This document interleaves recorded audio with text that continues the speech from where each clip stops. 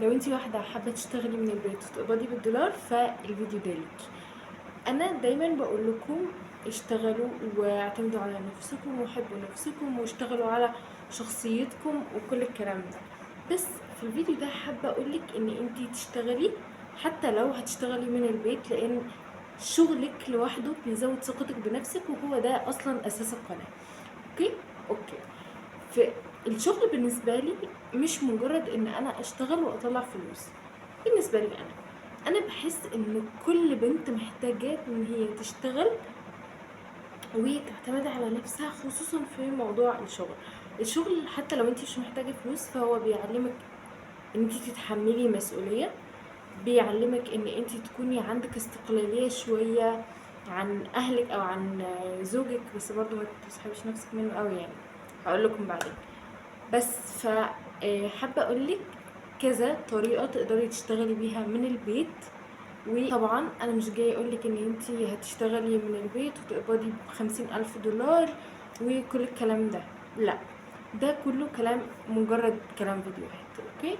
انا هقولك على كام شغل تقدري تشتغلي من البيت بمجهود صغير منك، بان انتي يبقى عندك وقت، عندك لابتوب. في شغل بيحتاج موبايل بس، في شغل بيحتاج ان انتي تتعلمي الاول قبل ما تبدأي في الشغل ده، وفي شغل مش بيبقى محتاج اي مهارة منك.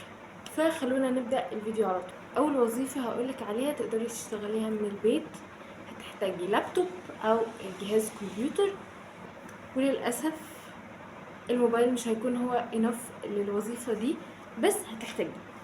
اوكي. ايه هي اول وظيفة؟ هي الداتا انتري او التايبست. اوكي. داتا انتري في شركات كتيرة قوي بتبقى محتاجة ان هي تبعت لك مثلا فايلات بي دي اف، ان انت تحوليها من بي دي اف لوورد فتكتبيها على الوورد. في ناس كتير جدا بتبقى محتاجة مثلا ان هي عندها ورق كاتباه بخط ايديها، هتحتاج ان انت تحوليها لها بي دي اف فبتكتبيه وتحوليه بي دي اف، وهكذا.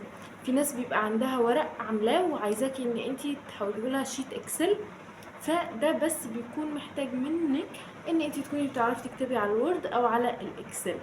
عايزه اقولك كمان ان المدرسين بيحتاجوا حد يعمل لهم المذكرات بتاعتهم على الوورد، يكتبها وينسقها، وده برضو بيكون شغل حلو جدا. طيب، هتقولي لي انا ازاي اقدر اجيب الشغل ده؟ يعني اوكي، انا مثلا واحده بتعرف تكتب على الوورد وبتعرف تشتغل على الاكسل، وخلي بالك ممكن تكوني بتعرفي تكتبي على الوورد بس مش شرط اكسل خالص. طيب هتقولي لي انا يا رانيا اجيب شغل من فين؟ اول حاجه هقولك عليها واعتمديها دايما لو انت بتدوري على شغل: فيسبوك فيسبوك فيسبوك. جروبات الفيسبوك صدقيني هي اكتر مكان هتقدري تجيبي من عليه شغل لمجالاتك. اول حاجه هتكتبي على فيسبوك تايبست او داتا انتري، هيطلع لك جروبس كتيره، ادخليها كلها وابدأي شوفي المجال بيتكلم عن ايه، ابدأي افهمي. الناس هتلاقيها عارضة شغلها، الناس هتلاقيها عارضة شغلها بسعر اقل، وخلي بالك ان المجال ده بالذات فيه اسعار متفاوتة جدا، فشوفي انت الوسط او الاقل اللي انت حابة تشتغلي.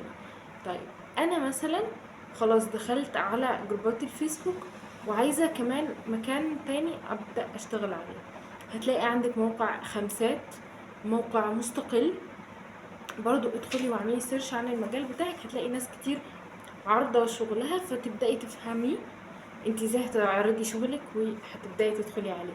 طيب انا يا راني اصلا عايزة حد يعلمني ازاي اشتغل على مستقل او على خمسات او ابورك.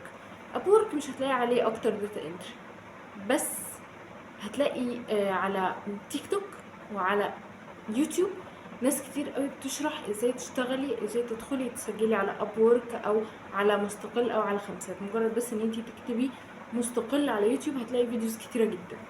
تاني شغل ده بقى بس هتحتاجي موبايلك، مش هتحتاجي اي حاجة تاني، ولا جهاز كمبيوتر ولا لابتوب ولا اي حاجة، مجرد موبايلك ويكون معاكي وقت فاضي كتير في يومك. ما تكونيش مثلا شغالة في الجامعة وبتاخدي كورسات، كل الكلام ده مش هينفع، لان الشغل ده هيحتاج منك وقت كتير فاضي. ايه هو المودريشن او المودريتور؟ انتي بتتكلمي مثلا بيج كبيرة، بتلاقي ان عندهم مثلا عجز في ان هم يردوا على الكومنتات، فبتكلميهم: انا مثلا فلانة الفلانية وحابة ان انا اشتغل معاكم مودريتور وامسك لكم الصفحة واقدر ارد لكم على الناس في كومنتات او في المسجات. ناس كتير قوي بتحتاجها، كمان بلوجرز كتير بيحتاجوها. ممكن تبداي تكلمي اي بلوجر تقولي لها انا مودريتور وحابه اشتغل مع حد مثلا، ولو انت ما عندكيش ولو انت مش محتاجه يعني ان انت يكون عندك مودريتور، ممكن تعلني شغلي عندك في الستوري وهي هتعلن لك عن الشغل بتاعك لو هي كويسه يعني. تاني حاجه برضو زي ما قلت لكم ان هي اساسيه جدا ان انتوا تدوروا على شغل، هي جروبات فيسبوك. هتدخلي على فيسبوك تكتبي مودريشن او مودريتور، هيظهر لك برضو جروبس. عايزه اقول ان الفيديو ده هيكون طويل جدا، فانا ممكن اعمل منه جزء تاني لان جزء واحد مش هيكون كفايه قوي. تالت وظيفة تقدري تشتغليها من البيت وهي الفيديو اديتور، او ان انت تعملي مونتاج يعني للفيديوهات، ودي مجالها واسع جدا. وصدقيني هي محتاجة ان انت يكون عندك لابتوب ويكون عندك وقت فاضي، لان المونتاج بياخد وقت كبير جدا، ممكن ياخد بال6 و7 ساعات في فيديو واحد، فطبعا الموضوع مرهق جدا. ولو انت ما بتعرفيش تعملي اديتنج اصلا للفيديوهات، ببساطة جدا تدخلي يوتيوب تكتبي ازاي اتعلم مونتاج او ازاي اتعلم اديتنج، هتلاقي مليون فيديو بيشرح ازاي تعملي اديتنج، وهتلاقي ابلكيشنز كتير تعملي عليها اديتنج زي كاب كات، زي انشوت وكاب كات وفي ان على الموبايل اكتر. كل الابلكيشنز والمواقع اللي انا بقول عليها هتلاقوها هنا، هظهر لكم هنا، احط لكم صوره. عايزه اقول كمان ان الفوتوغرافر كتير بيبداوا يعملوا اعلانات على انستجرام بتاعتهم لو هم محتاجين في الشركات بتاعتهم فيديو اديتور. اوكي، كمان فيسبوك زي ما قلت هتدخلي وتعملي سيرش على جروبات الفيديو اديتور، هتلاقي فيديوهات كتير، هتلاقي الجروبات الناس بتعلن عن شغلها والناس بتعلن ان هي عايزه حد يشتغل معاها. رابع شغلانه وهي الريل كرييتور. ريل كرييتور عايزه اقول ان انا الشغل ده اتعرض عليا، وكان رينج المرتب ما بين كذا وكذا، وكان بيبدا من 6000. انت متخيله ان انت هتشتغلي بس من البيت ب6000 لمجرد ان انت تتعلمي بس اديت الريل وازاي تعملي اديت هوك، يكون هوك كويس وقوي يقدر يجذب الناس ويخلي الناس تكمل الفيديو، الاديت، الكتابه على الريل، الترانزيشنز، كل الحاجات دي انت لازم تتعلميها.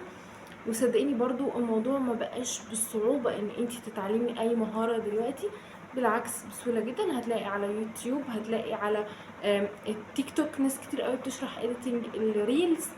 وخلي بالكم ان اديت الريل غير اديت الفيديو العادي. الفيديو العادي بيبقى الاديت بتاعه مختلف، بس طبعا انت لو عندك مهارة او عندك خبرة ان انت بتعملي فيديو اديتنج على الفيديوهات الطويلة، هتقدري ببساطة تتعلمي الايديت بتاع الفيديو الصغيرة او الريلز. دي اخر وظيفة هتكلم عليها في الفيديو ده عشان الفيديو طويل جدا، وان شاء الله يكون في جزء تاني.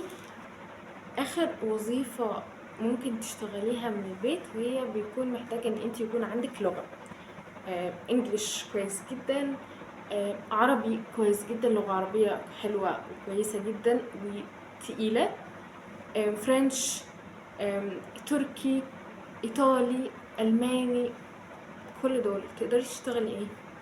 تقدري تشتغلي ترجمة، وعايزة اقول ان مجال الترجمة واسع بشكل مش طبيعي. تقدري تشتغلي ان انت تدي كورسات على مواقع زي موقع ينفع، مواقع كتيرة جدا هتقدري تدي عليه كورسات ادراك موقع دي. عايزة اقول برضو ان مجال الترجمة والكورسات بيبقى واسع شوية، لان هو في مجالات جوه الترجمة. انا عارفة ان مثلا الترجمة ممكن يكون في ترجمة ناس متخصصة ترجمة طبية، ناس ترجمة قانونية، ترجمة علمية، وهكذا. فانا صراحة ما عنديش، مش ملمة قوي بموضوع الترجمة، بس انتي ممكن تعملي السيرش بتاعك وبرضو هتلاقي معلومات كتيرة قوي. لو خلاص عجزتوا جدا ان انتوا توصلوا لاي معلومة عن اي شغل انا قلته، تقدروا تسألوني في الكومنتات. كمان هسيب لكم الانستجرام بتاعي، تقدروا تدخلوا تسألوني على انستجرام. ناس كتير بتدخل تسألني على انستجرام وتبعت لي اسئله يعني، وبنقعد نتشات ونتكلم مع بعض. وبس اتمنى الفيديو يكون عجبكم واستفدتوا منه جدا جدا جدا. واخر حاجه عايزه اقولها، اشتغلوا وادوا لنفسكم فرصه ان انتوا تتعلموا مهارات جديده، حتى لو انتوا حاجه ما تعرفوهاش وعمركم اشتغلتوا فيها ولا كان عندكم اي خلفيه عنها، اعملوا سيرش وتعلموها، هتدخلكم مصدر دخل حلو جدا. المواقع اللي انا قلت لكم عليها، خمسات وابورك ومستقل، في منهم كتير بيقبضوا بالدولار، فانت ممكن في خمسات تقبضي بالدولار. لو انت الشغل مثلا بيتحدد بالساعة، فانت الساعة بتاعتك ممكن تبقى ب5 دولار، 10 دولار، وحاجات كتير جدا بتتقسم كده. بس شغلك مهم جدا جدا جدا جدا، مش بس عشان الفلوس، بس علشان شخصيتك انتي بتتغير مع الشغل. بس اتمنى ان انتوا كلكم تلاقوا شغل وتشتغلوا، واتمنى لو عندكم اي استفسار تاني تبعتولي على الانستجرام او في الكومنتات، وانا هستنى كل اسئله. بس اشوفكم في فيديو جديد وبارت 2 ان شاء الله. باي باي.